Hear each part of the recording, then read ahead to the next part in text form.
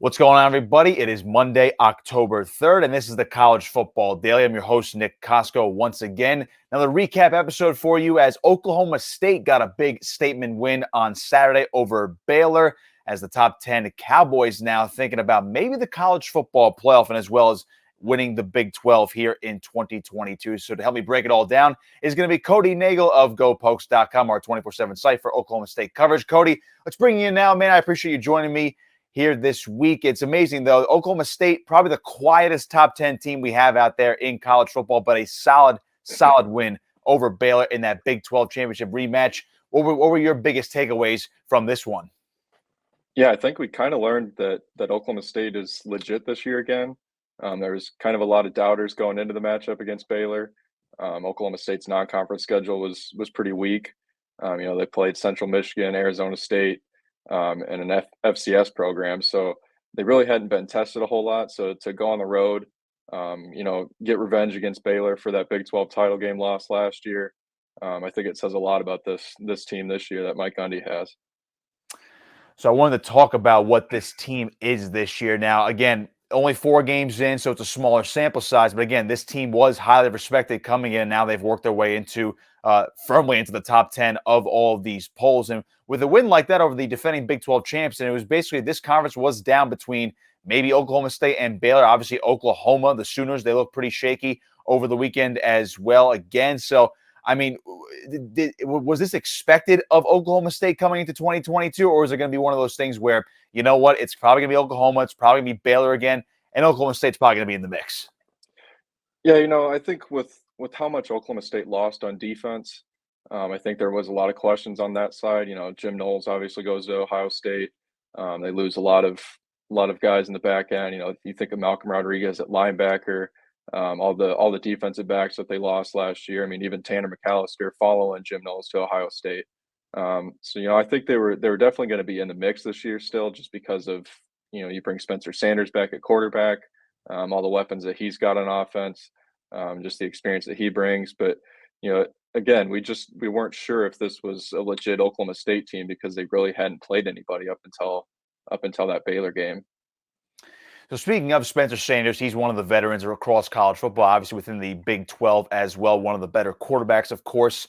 What were your takeaways from him in this game? Obviously, it wasn't the biggest game on the stat sheet for him, but he's been one of those, let's call him de facto leaders for this Oklahoma State football team, and he has been for years. It just seems like even if he doesn't play up to speed where he's maybe throwing for 400 yards and maybe 3 or 4 touchdowns in a game, he still finds a way to get it done and just maybe gives his team a bit of a spark, don't you think?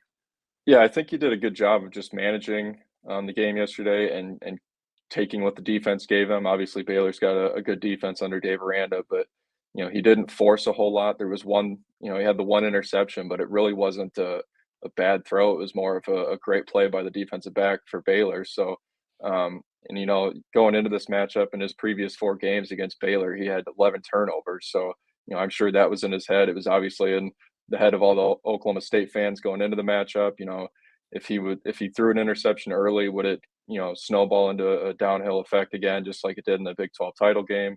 But he did a good job of just kind of taking what the defense gave him, and again, the big X factor with him is his legs, and his ability to just extend plays and break out of the pocket when things kind of collapse there, and pick up a first down here or there. Yeah, I think this was probably one of his more underrated performances, that he's had in his career, even though the stats weren't, all that impressive. So looking at the Big 12 as a whole now coming after the weekend, of course, we mentioned Oklahoma kind of took a bit of a dip as well. Oklahoma State stays within the top 10 of the respective polls. Kansas looks like a legit football team all of a sudden at 5-0 this year. So when you look at the landscape of the Big 12, knowing that the Cowboys just beat the defending champion Baylor Bears, I got to imagine Oklahoma State is now the Big 12 favorite moving forward with the remaining 8 games on their schedule. Yeah, I think they're the favorite right now, but the way things have gone these first 2 weeks in conference play, I don't think we can really rule anybody out at this point. Oklahoma's still got a lot of talent on their roster, and they've got decent coaches. So, I mean, they could easily turn it around and, run the table and get back into the mix too. Texas, when they get Quinn Ewers back, I mean, they're probably going to be one of the better teams again. Like you mentioned, Kansas. I mean, who knows if they'll ever lose at this point? And you think of TCU even too, upsetting Oklahoma the other day. They look legit as well. It's just from top to bottom, it's probably the best conference. When you think of from the first team to the last team, one of the better ones in the country. I'd be remiss, of course, if I didn't mention Texas. And of course, as you just said, when they do get Quinn Ewers back, inevitably they are going to be a better team, and they just beat West Virginia over the weekend. So I'm looking at just kind of keep it within the Big 12 right here before we talk about bigger picture stuff. I'm looking at this Big 12 conference. Again, we just mentioned Oklahoma State is probably the favorite, but the other teams, Kansas, TCU, Texas, all like legit threats to them as well. Baylor still in the mix, even though they just lost to Oklahoma State. And of course, you never know with Oklahoma as well, with all that talent they have on the roster. So as a member of the media who does cover the Big 12, and obviously in particular Oklahoma State with GoPokes.com, but the Big 12, very interesting this year. And I feel like it's a conference that many did not expect to maybe be this competitive or maybe even this good, if we want to call it this good right now. All the attention, of course, on the SEC, on the Big 10, maybe now some attention going over to the Pac-12 based on USC's performance this year as well. So, I mean, what's your take on the Big 12 conference through the first couple of games in conference play, and I guess kind of just overall through this 2022 season so far? Yeah, some of the big surprises, obviously Kansas. I wasn't too high on Texas Tech or even TCU in their first year with new head coaches. Really wasn't sure how they would do. Both those teams look pretty decent, even though Tech lost this weekend at K-State. But I kind of worried that as far as their playoff hopes or anything like that, that they might beat themselves up. And, the conference champion might have 2, 3 losses and they're not going to have a shot at getting into the 14 playoff. So, it'll be interesting to see if, Oklahoma State or a TCU or somebody can, continue to win and, not get upset or anything like that and get to the conference title game with one loss and, still have a shot at getting into the playoff. So we'll step aside and take a quick break. On the other side, we'll talk about the college football playoff and what it means for Oklahoma State and vice versa. Of course, keep it locked here. This is the College Football Daily right here on 24/7 Sports. So let's circle back to that college football playoff conversation right there. Again, Oklahoma State undefeated top 10 team. And you mentioned it before how the Big 12 kind of usually beats itself up and kind of plays itself out of the playoff picture again with only the 4 teams at the moment. No 2-loss team has ever made the playoff. I'm not picking 2 losses for Oklahoma State quite yet on their schedule, but it just seems like, as you mentioned, they probably do have to go maybe 13-0, 12-1 to get into the playoff. 11-2, probably not going to get it done, particularly with the Big 12 with the way it is right now. It seems like everybody's beating each other up right now except Oklahoma State and Kansas, as we mentioned before. So, I mean, what is the expectation now for Oklahoma State when it comes to the postseason later this year?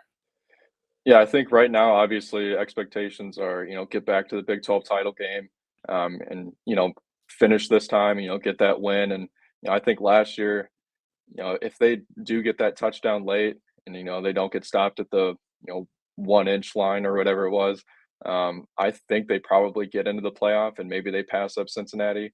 So, if they can get back there and win that game, I think they'll probably have an outside shot, just depending on how, other conferences shake out and everything. But, just kind of looking ahead to their schedule, they've got, they got to play at OU.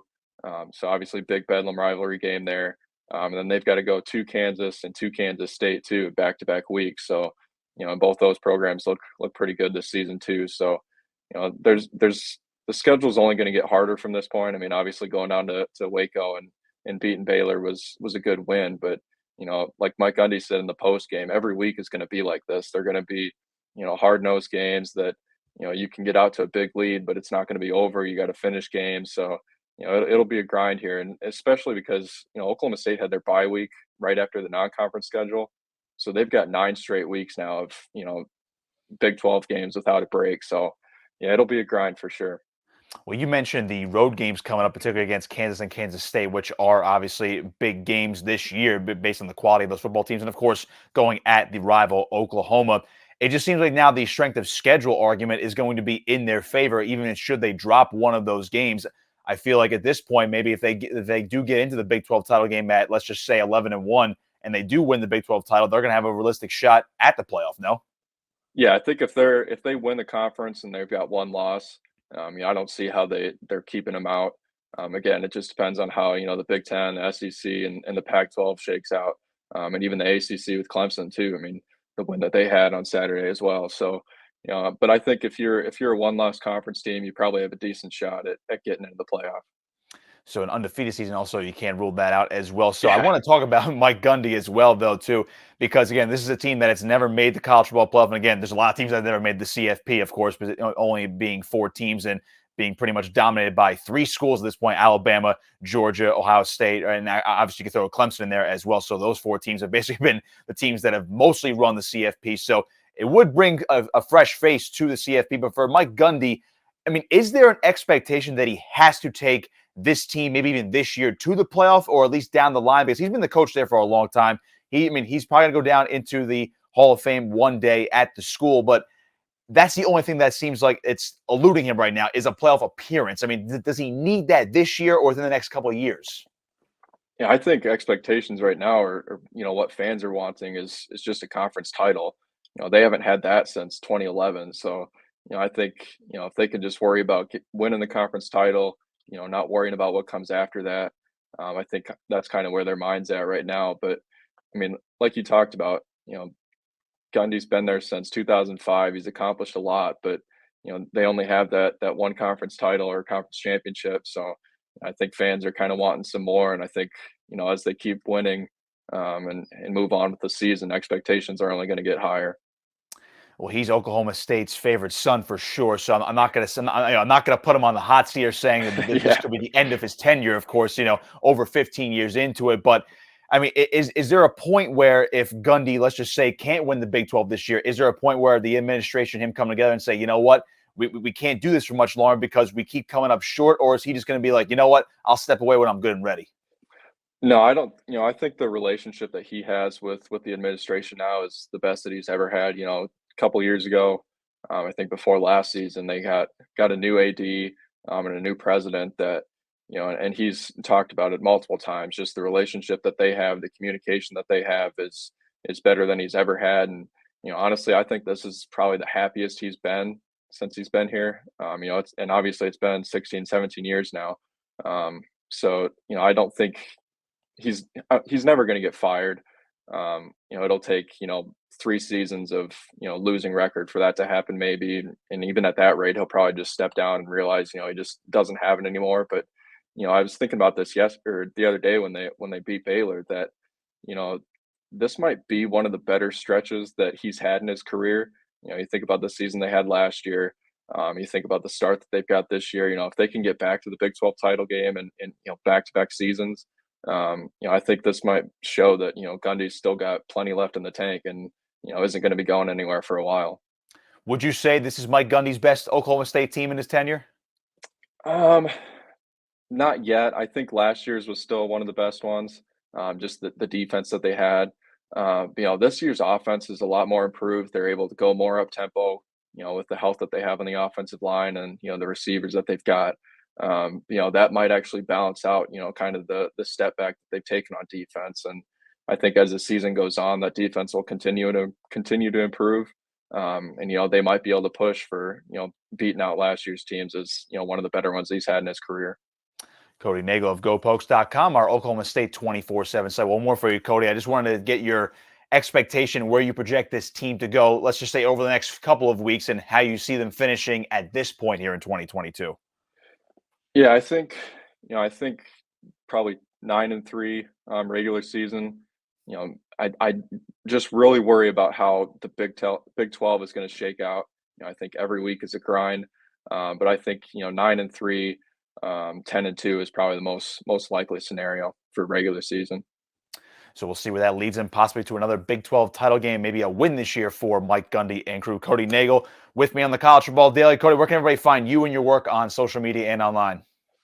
Yeah, you can follow me at Cody Nagel 247 on Twitter, and obviously GoPokes247.com for all the Oklahoma State coverage.